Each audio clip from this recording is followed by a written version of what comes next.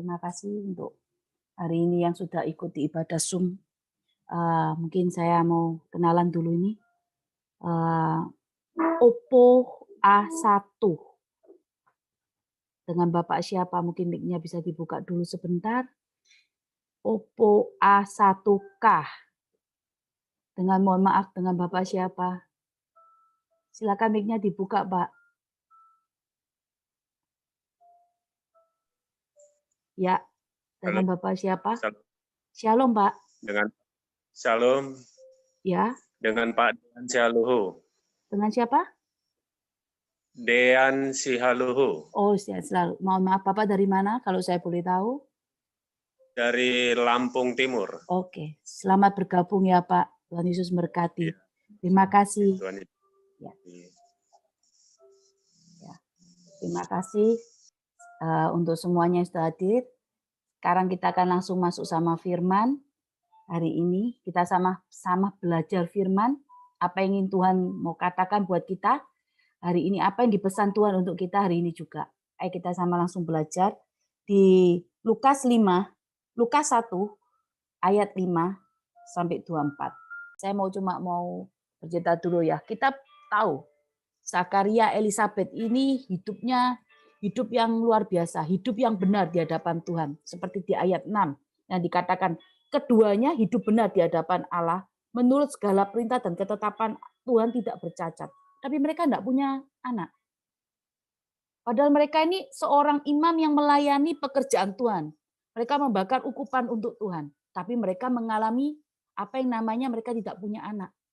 Di zaman dahulu, seorang imam yang hidupnya benar di hadapan Tuhan, tidak mungkin dong kalau nggak dikasih anak sama Tuhan hari itu. Pasti dia akan diberi anak. Tapi apa yang terjadi sama Zakaria sama Elizabeth ini? Mereka sudah lanjut usia, bahkan Elizabeth juga mandul, jadi tidak mungkin mereka ini punya anak. Ya. Walaupun mereka hidup benar di hadapan Tuhan. Ya. Memang kalau dalam satu pernikahan ya, misalnya salah satu aja ada yang bermasalah, mandul, ya pasti nggak bisa mengerjakan apa-apa, pasti nggak bisa punya keturunan. Ya, tapi kita harus percaya Tuhan yang kita sembah ini Tuhan yang dahsyat, Tuhan yang luar biasa. Kalau hidup kita ini selalu berstandar dengan firman, berstandar dengan apa yang Tuhan mau. Apapun hari-hari ini, Tuhan pasti berikan penghiburan, Tuhan berikan jawaban apa yang menjadi pergumulan kita. Ya, jadi Zakaria Elizabeth ini orang tua dari Yohanes Pembaptis hari ini. Saya cuma mau ceritakan sedikit tentang itu, bagaimana mereka dalam kehidupannya sudah hidup benar di hadapan Tuhan, tapi mereka harus juga mengalami satu dalam permasalahan dalam rumah tangganya, bahwa Elizabeth mandul tidak bisa punya keturunan, sehingga Tuhan berikan keturunannya, sehingga ada perkataan yang keluar, saat itu perbuatan Tuhan bagiku, sekarang ia berkenan menghapuskan aibku di depan orang. Ya, berarti semua itu tergantung kuasa dari Tuhan. Kita hidup tergantung kuasanya Tuhan, tergantung mujizat orang. Mujizatnya Tuhan Yesus hari ini. Ya. Jadi saya akan langsung masuk pada poinnya. Saya akan berikan judul untuk firman hari ini. Beriman di padang gurun. Kenapa kok saya berikan judul beriman di padang gurun? Karena Elizabeth tadi yang cerita di Alkitab ini, dia mandul. Dia nggak bisa mengerjakan apa-apa. Dia butuh yang namanya kuasa Tuhan. Dia butuh yang namanya kekuatan yang datang daripada Tuhan. Ya. Jadi kita nggak bisa berjalan sendiri. Karena kita sebagai manusia ini terbatas. Tuhan yang nggak terbatas. Kita butuh campur tangan Tuhan. Kita butuh Tuhan dalam setiap kehidupan kita. Beriman di padang gurun. Padang gurun ini berbicara segala sesuatu yang tidak enak. Padang gurun ini berbicara segala sesuatu yang saat melewati padang gurun ini semuanya itu tidak pasti. Ya panas, ya tidak pasti. Mau berjalan ke arah mana juga pasti bingung. Seperti bangsa Israel saat mereka keluar dari Mesir menuju tanah Kanaan. Mereka juga harus melewati padang gurun. Kenapa kok Tuhan izinkan mereka melewati padang gurun? Tuhan bisa memberikan jalan yang lebih cepat. Tuhan bisa melakukan mujizatnya. Kenapa? Karena Tuhan mau melihat kesetiaan bangsa Israel saat di padang gurun. Tuhan juga mau melihat apakah bangsa Israel ini mempunyai karakter saat di padang gurun ini, mempunyai karakter yang sesuai dengan standar Tuhan atau tidak. Karena setiap masalah ada dalam kehidupan kita. Bukan masalah yang pertama kali Tuhan ubahkan. Tapi apa? Karakter kita yang terlebih dahulu. Yang Tuhan ubahkan. Bagi Tuhan masalah mudah. Tapi bagi Tuhan karakter kita ini yang harus berubah lebih dahulu. Karena karakter ini susah buat kita bisa merubah. Karena apa? Saat kita merubah karakter kita, kita harus mematikan kedagingan kita. Kita harus hidup yang menurut standarnya firman hari ini. Ya, saat di padang gurun semuanya terbatas, tidak ada arah, tidak ada kepastian, panas, sama seperti bangsa Israel.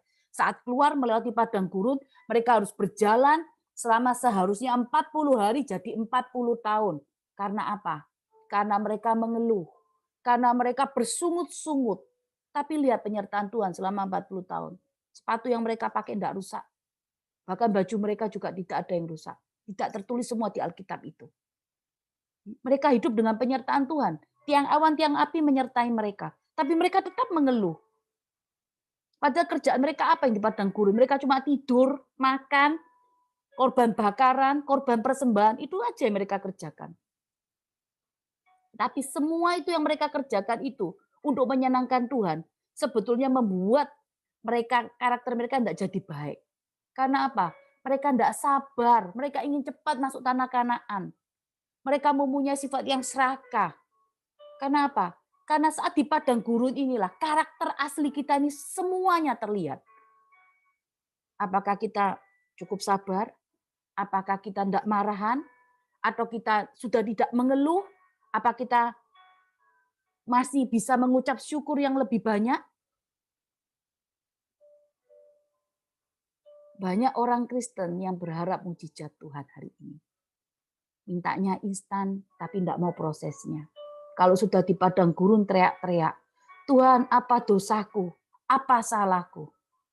Padahal saat kita di padang gurun, itu bukan berbicara kita punya dosa. Tidak. Itu berbicara apa? Karakter kita diubahkan. Supaya kita ini mau dinaik kasih Tuhan. Next level berikutnya. Supaya kita bisa menikmati berkat Tuhan yang besar.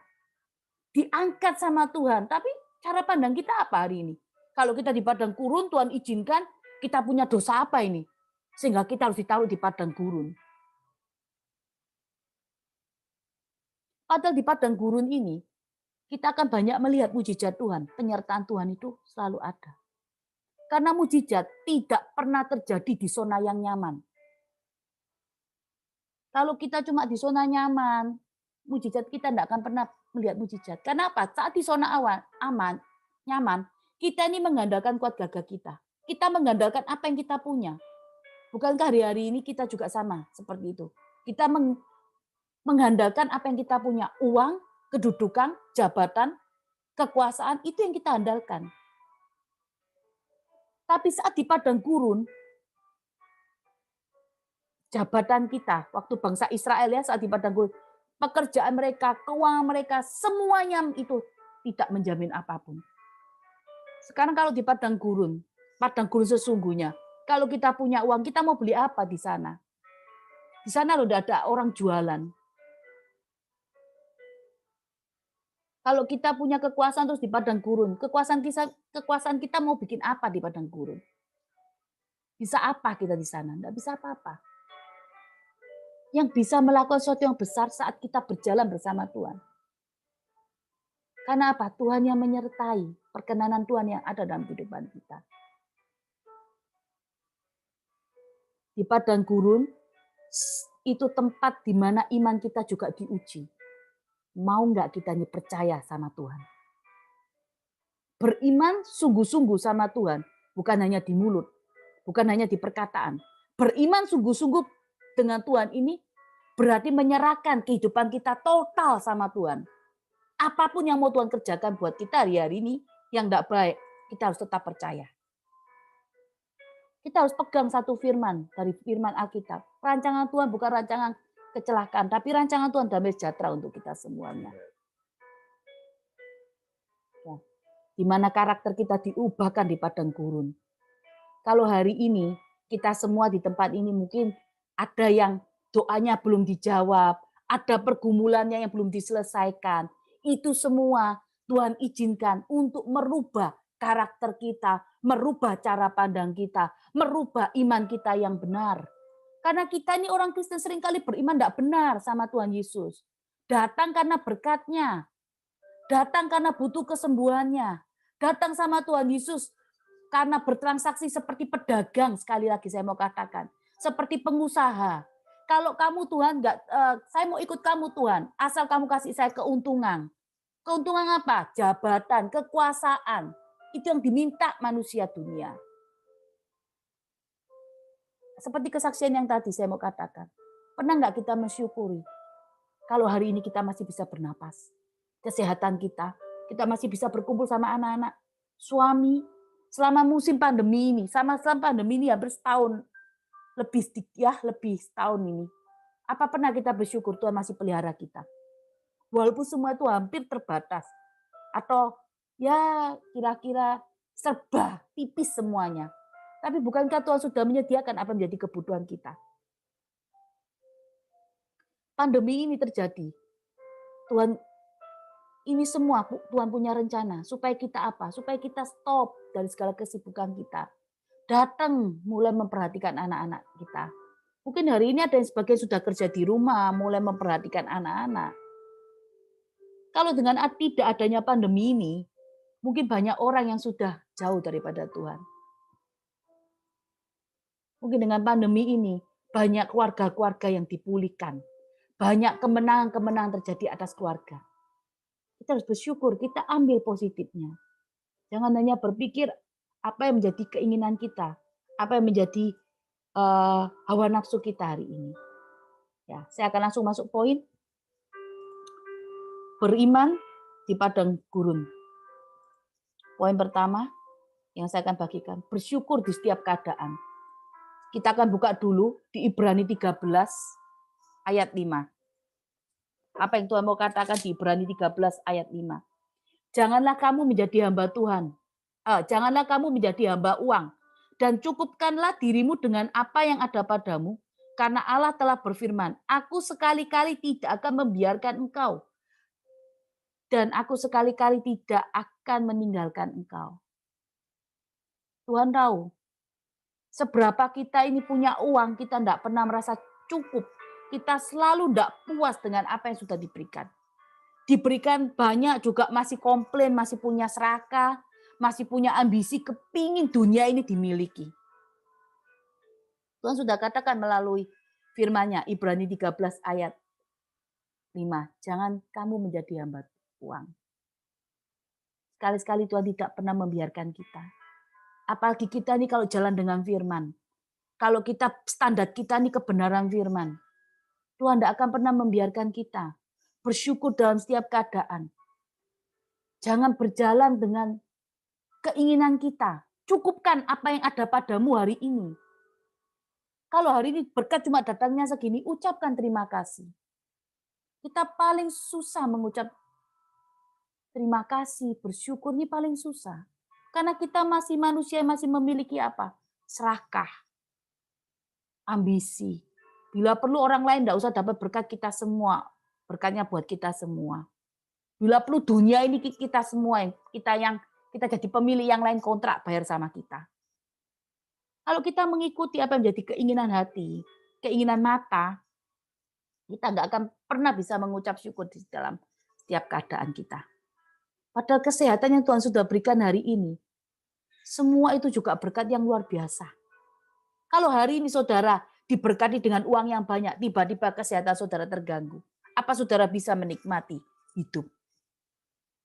Misalnya aja dikasih penyakit kencing manis. Apa bisa makan enak? Pasti tidak bisa.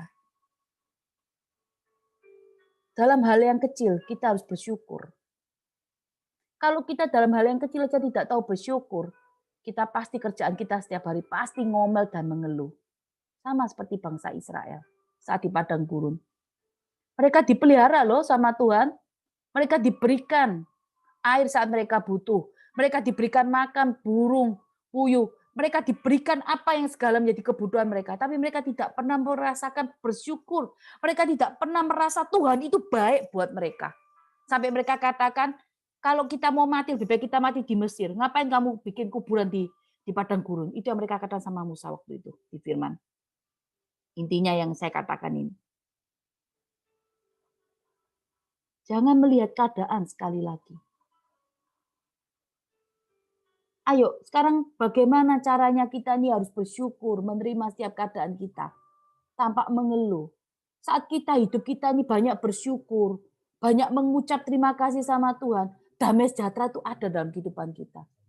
Kita hidup ini bukan benar, kita semua ini butuh namanya uang, tuntutan hidup ya, tanpa uang kita nggak bisa bergerak. Tapi apa Tuhan itu mati, nggak bisa kasih kita. Apa Tuhan itu nggak hidup? Apa Tuhan nggak tahu ini anaknya butuh apa hari ini? Tuhan sudah katakan, kalau anaknya minta roti, apa Tuhan mau kasih batu? Kan enggak. Burung aja Tuhan pelihara.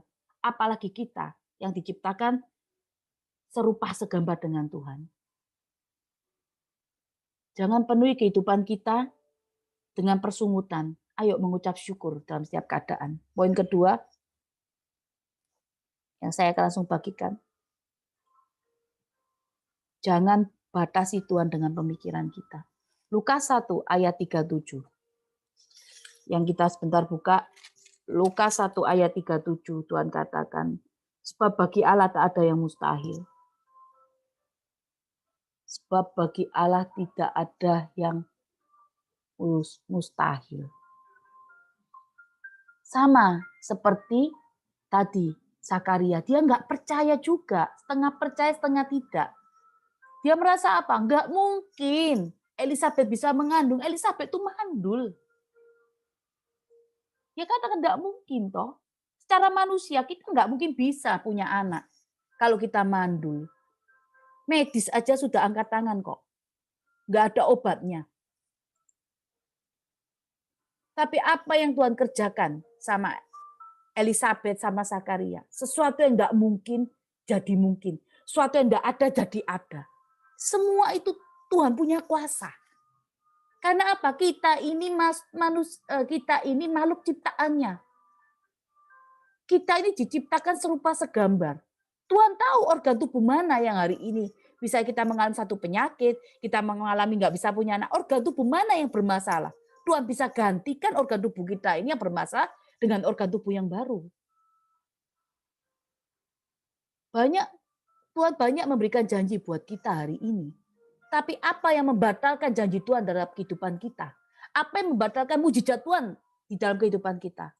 Yaitu tadi, kita batasi Tuhan dengan pemikiran kita. Kita tidak bisa membatasi Tuhan yang begitu mau lebarnya kayak laut, Tuhan lebih lebar. Mau dangkalnya seperti apa, Tuhan itu besar. Dia yang menciptakan bumi ini. Kita tidak bisa batasi Tuhan dengan pemikiran kita. Kalau kita sudah berjalan dengan firman, kita melakukan standar firman, tetapi kenapa kok kita belum melihat mujizat? Yaitu tadi. Hari ini kita sedang membatasi Tuhan dengan pikiran. Mungkinkah Tuhan bisa? Atau kita meragukan kuasa Tuhan karena kita orang-orang yang kurang percaya hari ini. Ikut Tuhan Yesus jangan karena ikut-ikutan. Saya mau katakan banyak hari ini orang Kristen yang ikut Tuhan Yesus ini ikut-ikutan. Ikut siapa? Ikut istri, ikut suami, lihat tetangga, mungkin hari ini datang hamba-hamba Tuhan di rumah, jadi ada perasaan sungkan, nggak enak, jadi ikutlah ke Kristen.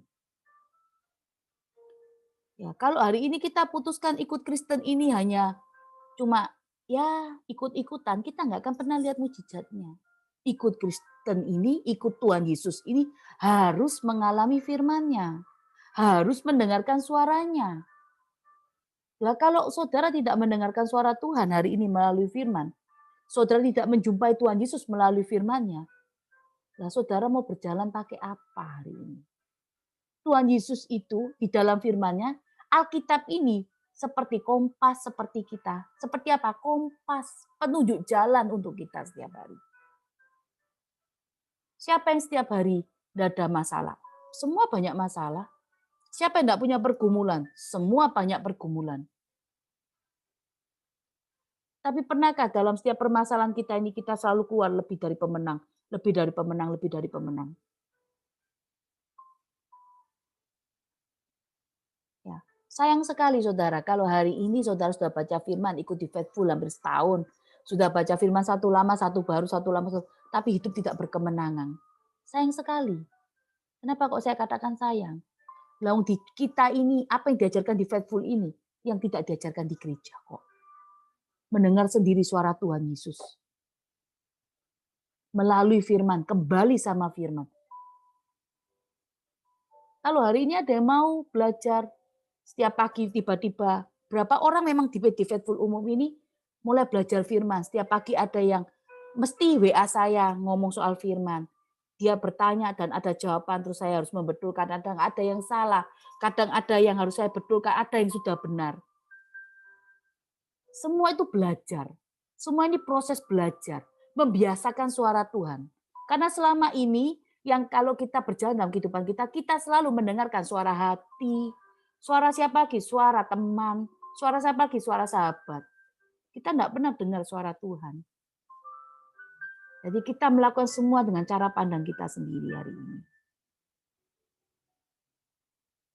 Poin 3 yang akan saya bagikan, ini poin terakhir. Ketaatan dan kesetiaan kepada Tuhan harus ada dalam perjalanan kita saat di padang gurun. Kita buka dulu di Yohanes 8 ayat 31.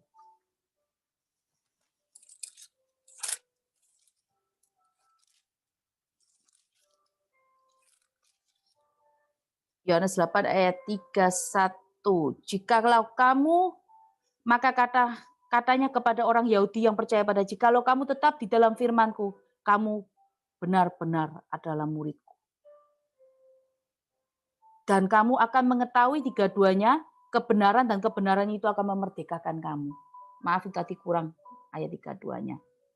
Jadi kalau kita ini percaya, kita ada tetap dalam firman-Nya Tuhan, kita ini muridnya Tuhan Yesus. Terus sudah katakan, kalau kamu tetap dalam firman-Ku, berarti apa?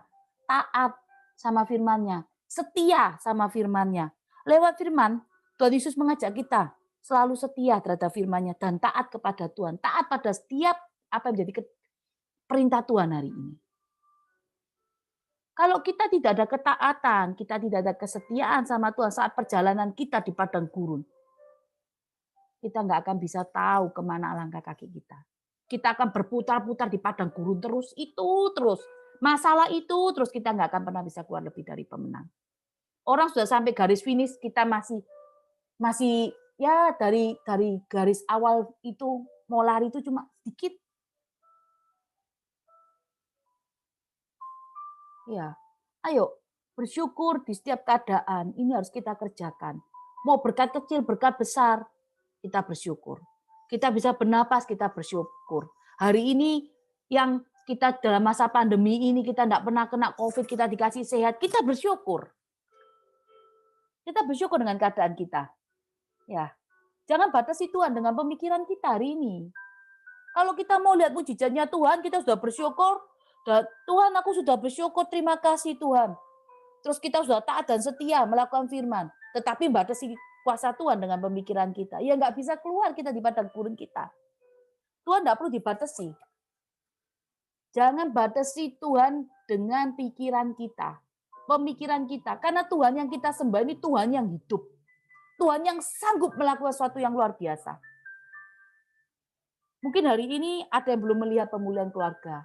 Belum melihat pemulihan suaminya. Walaupun sudah mulai baca firman. Tuhan bisa kok pulihkan suaminya. Tuhan bisa pulihkan istrinya. Tuhan bisa menyembuhkan penyakit kita. Tuhan bisa menyediakan apa yang menjadi kebutuhan kita. Tapi Tuhan itu mau kita yang terlebih dahulu diubahkan karakter kita. Supaya menjadi seorang Kristen yang tangguh, yang punya karakter yang sesuai dengan standar firman hari ini. Kita ini seorang Kristen, kita ini penyembah Tuhan Yesus. Berarti hari ini jalan kita, setiap kehidupan kita harus seperti apa yang kita sembah hari ini. Hidup kita harus sesuai dengan teladannya Tuhan Yesus.